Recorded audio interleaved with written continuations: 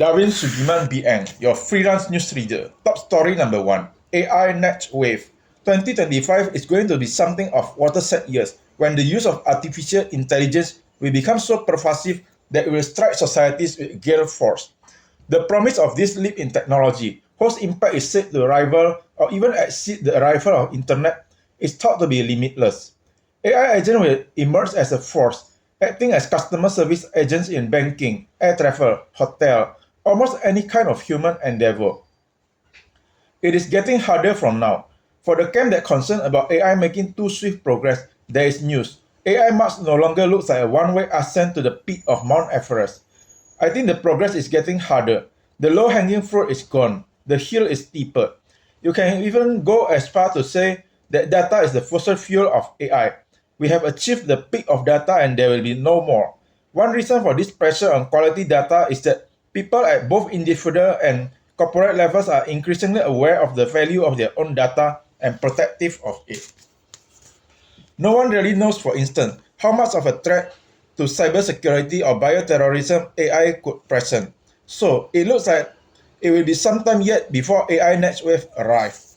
Top story number 2. YouTube Unboxer. Toy Unboxer. Video of children opening boxes of toys and playing with them have become feature of online marketing, making stars out of children as young as 2. An influencer, child or adult with more than 1 million followers can earn upward $20,000 for one sponsored post, while a person with under 100,000 followers on social media platform may still earn as much as $4,000 for each sponsored post. But behind the fun is a world of complexity often not obvious to young viewers. These children are hired by companies and managed by their parents to promote toys and other products in a job-like arrangement. And behind all this issue is the issue of money. A child's involvement and success is driven by the wants and needs of advertisers. This raises questions about how much of say the child really has in terms of creating the content. Top story number 3. Myanmar civil war. Yet, closer to home, Myanmar civil war slips into troubling obscurity. Outside the circles of diplomats, humanitarian aid workers, and security experts, much of Southeast Asia seems to view the conflict as peripheral, even inconsequential.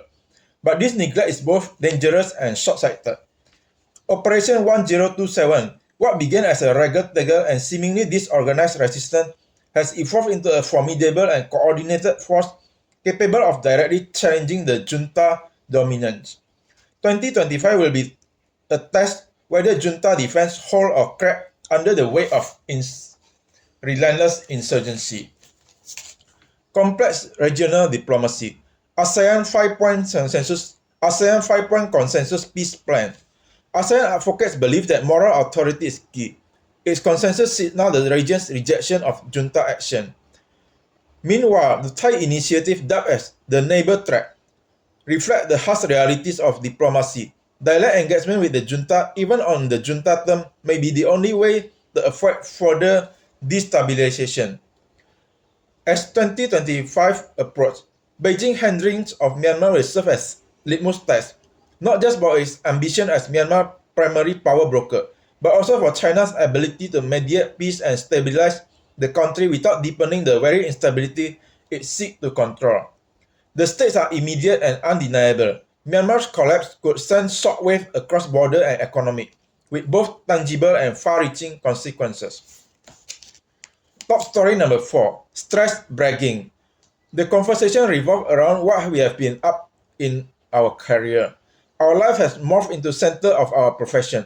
Yet, I sense a semi-warped veneer of pride to our claims of how hard and how much we work. It is as if staying back late in the office is something to congratulate ourselves on, to wear as heroic badge of honor. The phenomenon is called stress bragging. It is no wonder we have a legion of troubled and desperately unhappy employees in search for greater purpose and meaning.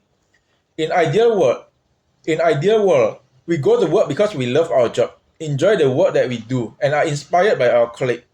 We give our fullest to our work because we want to, driven by innate motivation rather than external obligation. Admittedly, not everyone works a dream job. In the absence of being able to change our external environment, maybe the solution is to look deeper inward. Collectively, we can reframe the narrative to celebrate progress rather than dramatize hardship. Davin Sugiman BN, sign off, your freelance news reader.